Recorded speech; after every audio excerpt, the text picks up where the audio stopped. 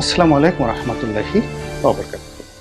সম্মানিত দর্শক, সাম্প্রতিক বাংলাদেশে যাদেরকে নিয়ে খুব ধারাবাহিকভাবে বিতর্ক হচ্ছে এবং যে লোকগুলো এই কয়দিন আগে বাংলাদেশের অনেকের নিকট সবচেয়ে আকর্ষণীয় ব্যক্তিত্ব ছিল, কামনার বস্তু ছিলেন এবং অনেকে যাদেরকে কাছে পেতে চাইতেন আত্মীয় হিসেবে, বন্ধু হিসেবে অথবা মেহমান হিসেবে। তো সেই মানুষগুলোর মধ্যে যেমন ধরুন সাবেক সেনাপ্রধান জেনারেল আজিজ, কিংবা ধরুন সাবেক আইজি জনাব বেনজির, কিংবা মেট্রোপলিটন পুলিশ কমিশনার আসাদুজ্জামান মিয়া সাবেক, এরপর ধরুন এই যে পিএসসির যে ড্রাইভার আবেদ মিয়া, অথবা মতিউর মানে জাতীয় রাজস্ব বোর্ডের সদস্য মতিউর। এরকম অনেকগুলো মানুষ আমাদের এই সমাজে এই মুহূর্তে খুব বিতর্কিত হয়ে পড়েছেন, যাদের সংখ্যা কম করে হলো 100 এবং এদের সাথে সম্পৃক্ত আরও প্রায় 1000 খানেক লোক বলতে গেলে এই মুহূর্তে বিপদ এবং বিপত্তিতে রয়েছে। তো সেই বিষয়গুলো আলাপ আলোচনা না করে এই মানুষগুলোর যে উত্থান এবং এই মানুষগুলোর যে পতন, আজকের যে অবস্থা, সেই অবস্থাতে আমাদের সমাজের জন্য কি ধরনের বার্তা আছে এবং এই মানুষগুলোর পরিণতি সম্পর্কে ইতিহাসে কি বলা আছে এবং এরা এখন এই বর্তমান জমানাতে কেমন আছেন, সেই বিষয়গুলো খুব সংক্ষেপে বলার চেষ্টা করব। আমাদের এই সমাজটিতে আজ থেকে ধরুন বেশি না 30-40 বছর আগেও মন্দ মানুষদেরকে ঘৃণা করা হতো, যারা ঘুষ খেতেন, দুর্নীতি করতেন, জেনা এবং ব্যভিচারে যারা লিপ্ত ছিলেন, মদ্যপান করতেন, জুয়া খেলতেন, এমনকি উগ্র আচরণ করতেন, ভালো আচরণ করতেন না, এমনকি অশালীন পোশাক পরতেন। আমি 82-83 সনের কথা বলি, এর আগে নয়। যেমন যে সমস্ত লোক একটু লুঙ্গি পরতেন একেবারে মাটির সঙ্গে মিশিয়ে, লম্বা করে লুঙ্গি পরতেন, এমনভাবে লুঙ্গি পরতেন যে পুরুষের সেই লুঙ্গি নারীর মতো একেবারে মাটির সঙ্গে মিশে যেত। তো এই মানুষগুলোকে আমাদের এই সমাজ ভালো চোখে দেখত না। তারপর যারা সিগারেট খেতেন, প্রকাশ্যে ধূমপান করতেন, বিশেষ করে তরুণদের মধ্যে যারা প্রশ্নই আসে না, এমনকি বয়স্ক মানুষ যারা প্রকাশ্যে ধূমপান করতেন, তাদেরকে এই সমাজ খুব খারাপ জানতো। সাধারণত দরিদ্র মানুষ বা যাকে বলা হয় খুব বড় জমিদার প্রকৃতির কিছু একটা হলে তারা হুক্কা টানতেন, গুড়গুড়ি টানতেন, এটি আমাদের এই সমাজ মেনে নিত। কিন্তু বিড়ি খাওয়া, সিগারেট খাওয়া, এই জিনিসটি 80-র দশকে 81-82 সনে বাংলাদেশে সে যেই খাক না কেন, হুজুর খাক, পীর খাক, মোর্শেদ খাক, এটা মানা যেত না। কিন্তু বয়স্ক দাদা তিনি হুক্কা খাচ্ছেন, গ্রামের কৃষক হুক্কা খাচ্ছেন, তারপর কলকে টান দিচ্ছেন, কলকে আছে সেই কলকেতে টান দিচ্ছেন, এই সমস্ত লোকদেরকে সমাজ মেনে নিত। আর যারা পাগল ফকির টাইপের, তারা গাঁজা খেত ওই কলকিতে করে, সবাই জানতেন এবং তারা সমাজ থেকে বিচ্ছিন্ন ছিলেন এবং তারা ওই আমলের যারা গাঁজাখোর ছিলেন তারা কোনো অবস্থাতেই সমাজের জন্য ক্ষতিকর ছিলেন না। নিভৃত গ্রামের এক অঞ্চলে একাকী বসবাস করতেন, তারপর ওই গাঁজা খেতেন, ভাং খেতেন এবং সারাদিন ঘুমাতেন, সারা রাত গাঁজা খেতেন। এবং আমরা মাঝে মধ্যে তাদেরকে, বাচ্চা যারা ছিলাম তারা দেখতে যেতাম যে আসলে সে করে কি। তো এখন আমাদের এই সমাজে আগের সেই দিন আর নেই। এখন যে যত অপরাধ করতে পারে তার আকর্ষণ তত বাড়ে, রয়্যাল বেঙ্গল টাইগারের মতো তার আকর্ষণ হয়ে যায়। এবং এই সমাজে এই মন্দ লোকগুলোকে মাথায় নেওয়ার জন্য, তাদেরকে বুকে জড়িয়ে ধরার জন্য, তাদের সুগন্ধ সারা শরীরে, ঠিক সুগন্ধ তো নয়, দুর্গন্ধ সারা শরীরে মাখার জন্য হাজার হাজার মানুষ নিষ্পিস করতে থাকে। যেমন ধরুন যাদের বদনামে এসেছে, তাদের কি স্ত্রী নেই? তাদের স্ত্রী আছে এবং বিয়ে বহির্ভূত অনেকগুলো সম্পর্ক হয়তো এদের আছে। এখন সেই সম্পর্ক কি নারীর সাথে না পুরুষের সাথে, ওই বিতর্কে যাব না। কিন্তু এদের অনেকের বিরুদ্ধে, সবার বিরুদ্ধে নয়, অনেকের বিরুদ্ধে ঠিক মাল্টি রিলেশন, সেক্সুয়াল রিলেশন, এই যে যেটিকে আমরা পারভার্সন বলি, বিকৃত রুচি বলি, এরকম অভিযোগ অনেকের বিরুদ্ধে কিন্তু আছে। কিন্তু তারপরেও তারা কি নিজের সন্তান, পিতামাতা, আত্মীয় স্বজন দ্বারা নিগৃহীত হয়েছেন, ঘৃণিত হয়েছেন, কিংবা তাদের কোনো মুরব্বী তাদেরকে কি কখনো জুতোপিটা করেছে? অথচ এই সমাজে 50 বছর ছেলের বয়স, 60 বছর হয়ে গেছে ছেলের বয়স। তো আমি নিজে দেখেছি 80 বছরের পিতা সেই অন্যায় করার জন্য 60 বছরের ছেলেকে জুতোপিটা করছে, বা বড় ভাই জুতোপিটা করছে ছোট ভাইকে। এই ধরনের একটা পারিবারিক বন্ধন, শাসন আমাদের এই সমাজে ছিল, যেটি এখন উল্টো হয়ে গেছে। এখন যারা অপকর্ম করছে তারাই মূলত সমাজকে নিয়ন্ত্রণ করছে। তো এখন যে নামগুলোর কথা বললাম, সেই নামগুলোর পরিবার ছিল, বন্ধুবান্ধব ছিল, আত্মীয় ছিল, স্বজন ছিল, শুভানুধ্যায়ী ছিল, এবং তারা যদি কারো বাড়িতে যেতেন, কারো অফিসে যেতেন, কিংবা তারা যদি কাউকে ডাকতেন তাদের অফিসে, মুহূর্তের মধ্যে সেই অভ্যাগত লোক বা যিনি মেহমান হিসেবে এই ধরনের লোকদেরকে পেতেন, সেই গৃহকর্তা, তাদের মধ্যে খুশির বন্যা বয়ে যেত, এবং তারা কয়েক মাস যাবৎ মনের আনন্দে লম্ফঝম্প করতেন যে আয় হায়, আমাদের বাড়িতে বেনজির সাহেব এসেছেন, আজিজ সাহেব এসেছেন, আসার সাহেব এসেছেন, আবেদ আলী এসেছেন, মতিউর এসেছেন। এর বাইরে হয়তো অনেক লোভী রমণী, তাদের সংখ্যা, যাদের লোভ রয়েছে রমণীর, তাদের সংখ্যা বলা যাবে না। এখন নারী এবং পুরুষের ক্ষেত্রে লোভ জিনিসটি বলতে গেলে এখন অনেকের জন্য অলংকার হয়ে গিয়েছে।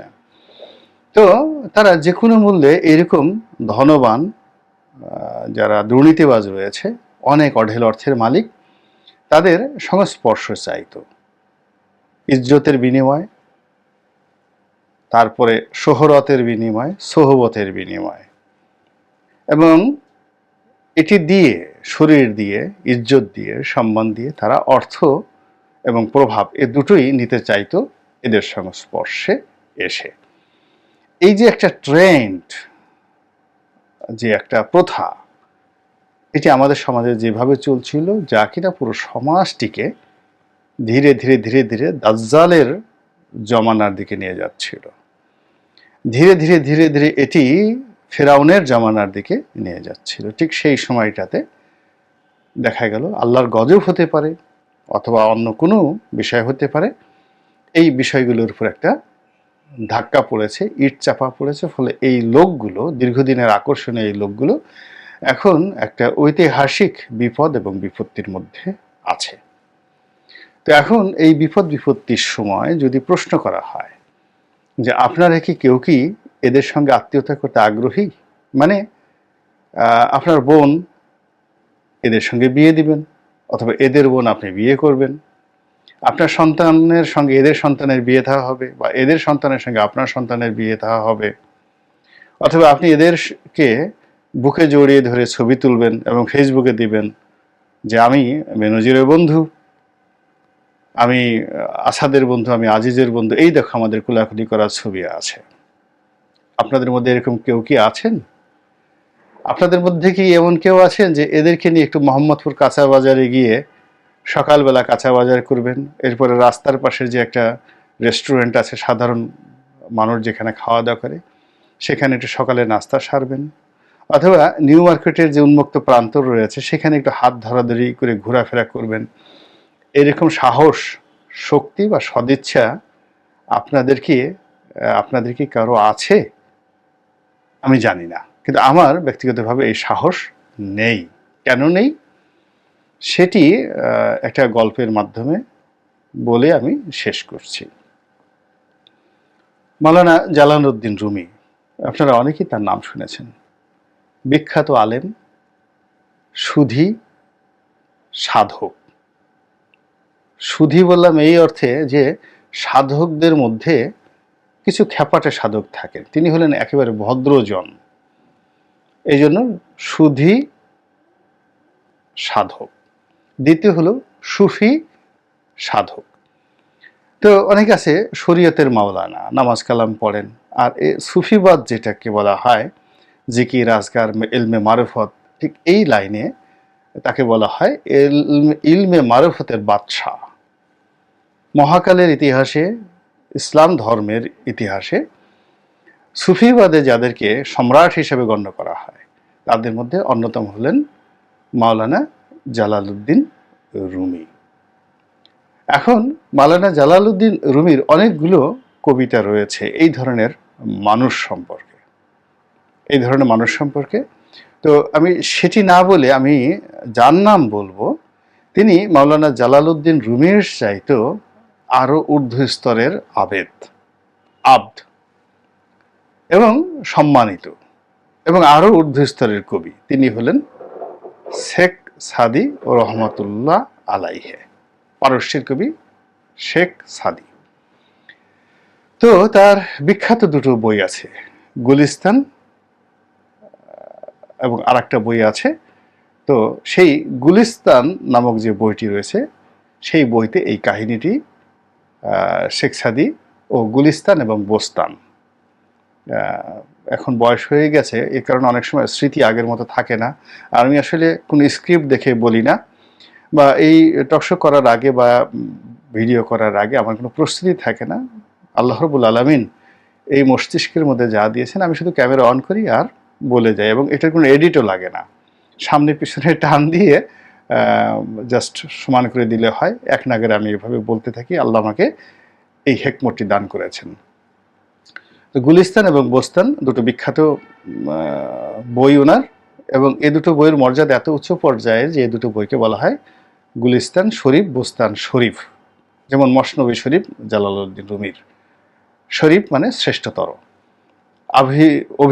আভিজাত্য রয়েছে যার মধ্যে। তো এই গুলিস্তানে তিনি একটি গল্প বলেছেন। গল্পটা হলো, রাস্তায় যাচ্ছেন কয়েকজন অলি আল্লাহ, একটা রাস্তা পার হচ্ছেন, সরু একটি রাস্তা, পাহাড়ের মধ্য দিয়ে একজন একজন করে যাওয়া সম্ভব। তো 10-12 জনের বা 20-25 জনের এরকম একটি লাইন, একটা গ্রুপ। তো সেখানে সবাই অলি আল্লাহ, যারা আল্লাহর পথে বের হয়েছেন, সফরে বের হয়েছেন এবং পাহাড়ি পথ দিয়ে যাচ্ছেন, এবং একটি সরু পাহাড়ি পথের মধ্যে তারা যাচ্ছিলেন। এমন সময় যিনি অগ্রভাগে ছিলেন তিনি ঠিক নাক ছিটকে ফিরে আসলেন। এর কারণ হলো, ওই যে সরু পথের উপর দিয়ে মনুষ্য বিষ্ঠা, দুর্গন্ধ, বিশ্রী, কিড়া পড়া, একদম কিড়া পড়া, সে গিজ গিজ গিজ গিজ করতেছে কিড়া, সেই রকম মনুষ্য বিষ্ঠা ছড়িয়ে আছে। তো ওটা দেখতে এত বিশ্রী, ওটার গন্ধ এত বিশ্রী যে সেই আলেম আর তার সামনে অগ্রসর না হয়ে তিনি পিছনে ফিরে আসলেন নাক ছিটকে। তো সবাই জিজ্ঞেস করলো কি হলো, সবাই মনে করলো হয়তো মারাত্মক কিছু হতে পারে। তো তিনি বললেন যে এরকমভাবে পথের মাঝে কেউ মল ত্যাগ করে আছে এবং মলটা পচে গেছে, দুর্গন্ধ বেরোচ্ছে, মানে পচা মল ক্রিয়া পড়ে যেখানে, সেটার যে দুর্গন্ধ, আর যখন মানুষ সাথে সাথে ত্যাগ করে, এই দুয়ের মধ্যে কিছুটা পার্থক্য আছে। আপনারা যারা গ্রাম বাংলার তারা এই জিনিসগুলো জানেন। শুনতে খুব খারাপ লাগছে, বলতেও খুব খারাপ লাগছে, কিন্তু এটাই সত্য। তো শেখ সাদি রহমতুল্লাহ আলাইহি ঠিক এইভাবেই বলেছেন। তো শায়েকদের মধ্যে যিনি প্রধান শায়ক হুজুর, তিনি এগিয়ে গেলেন এবং তিনি এগিয়ে গিয়ে সেই মনুষ্য মলগুলোকে নিজের পাগড়ি দ্বারা তিনি ঢেকে দিলেন, এবং ঢেকে দিয়ে তিনি চিৎকার করে কাঁদতে কাঁদতে ফিরে এলেন। তো সঙ্গী সাথীরা তারা সবাই বেলায়েত আছে, তাদের সবারই মারিফত আছে, কিন্তু হুজুরের যিনি প্রধান শায়ক তার মারিফতটা তারা বুঝতে পারলো না। তারা জিজ্ঞাসা করলো, হুজুর আপনি নিজের পাগড়ি দিয়ে এই মল কেন ঢাকলেন, আর কেন কাঁদলেন বা কাঁদছেন? তখন সেই শায়ক বললেন যে আমি যখন সেই মলের কাছে যাচ্ছি তখন মল চিৎকার করে আমাকে বলছিল যে দেখো, এই 1 দিন বা 2 দিন আগে আমি ছিলাম পৃথিবীর মানুষের কাছে সবচেয়ে আকর্ষণীয় একটি বস্তু। তো সেই আকর্ষণীয় বস্তু এবং মানুষের খাবার টেবিলে আমি যে অবস্থায় ছিলাম, আমাকে দেখলে সব মানুষ হুমড়ি খেয়ে পড়তো আমাকে খাওয়ার জন্য, গলদ করার জন্য। সেই আমি মানুষের সংস্পর্শে এসে মাত্র 4-5 ঘন্টা থেকেছি মানুষের পেটের মধ্যে, দেখো আমার হাল কি হয়ে গেছে। এ কথা মানুষ মাওলা আমাকে বলছিল। এটা আধ্যাত্মিক একটা কথা, এবং এটা মারেফতের একটা কথা, এই জন্য আমি কাঁদছি। এখন বোঝার চেষ্টা করেন যে মানুষের সোহবত এবং মানুষের সংস্পর্শ কত খারাপ, কত খারাপ হতে পারে, যে খারাপ সংস্পর্শের কারণে কারো কারো সংস্পর্শে, কারো কারো সোহবতে এই যে মানুষগুলো যারা আজ সমাজে নিন্দিত এবং ঘৃণিত, তারা তো একসময় এমন ছিলেন না।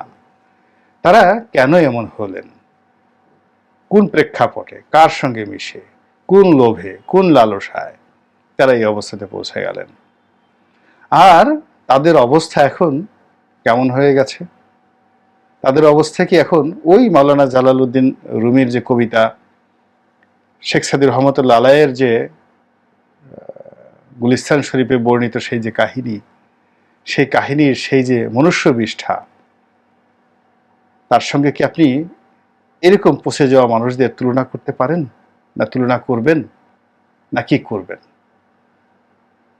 এই জিনিসগুলো আমরা যারা সমাজে আছি, এখনো পর্যন্ত যারা দোলাচলে আছি, হতাশ হয়ে আছি যে মন্দ কাজ করবে কি করব না, এত মানুষ মন্দ কাজ করে এত কিছু করে ফেললো, বাড়ি গাড়ি এত কোনো কিছু, আর আমার তো কিছুই হলো না, তারা এদের পরিণতি দেখুন এবং একবার চিন্তা করুন যে এই পরিণতিতে আপনিও পড়তে পারতেন।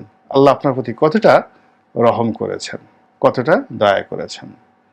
দ্বিতীয়ত, এই যে মানুষগুলো, এই মানুষগুলোর সঙ্গে আপনি কি এখন দহরম মহরম করতে রাজি আছেন কিনা, অথবা এদের কোনো সহায় সম্পত্তি আপনাকে যদি বিনামূল্যে দিয়ে দেওয়া হয়, বেনজির যদি বলে আমি আপনাকে 100 বিঘা জমি দেবো, মতিউর যদি বলে 100 কোটি টাকা দেবো, আপনি কি নেবেন? তাহলে চিন্তা করুন যে যেখানে 1 লাখ টাকার জন্য আপনি অনেক কিছু করতে পারেন, সকাল থেকে রাত পর্যন্ত টানা 1 মাস পরিশ্রম করেও অনেকে 1 লাখ টাকা মাসে ইনকাম করতে পারেন না। তো সেখানে যদি এরা আপনাকে 100 কোটি টাকা এখন দিতে চায়, আপনি পালাবেন, আপনি বলবেন যে ওই টাকা আমার দরকার না। বুঝুন যে অর্থ আপেক্ষিকভাবে কতটা নিকৃষ্ট হয়ে যায়। থার্ডলি হলো আপনি এদের সাথে আত্মীয়তার বন্ধন করে এদেরকে এই মুহূর্তে রক্ষা করতে চান কিনা, এদেরকে জড়িয়ে ধরতে চান কিনা, এদেরকে মাথায় আগের মতো নিতে চান কিনা, এদেরকে আপনার পাগড়ির উপরে বসাতে চান কিনা। তাই যদি না হয় তাহলে দোয়া করুন আমার জন্য আর আপনার নিজের জন্য, আমাদের সকলের জন্য। আল্লাহ যেন আমাদেরকে হেদায়েতের উপর প্রতিষ্ঠিত রাখেন। আসসালামু আলাইকুম রহমতুল্লাহি ওয়া বারাকাতুহু।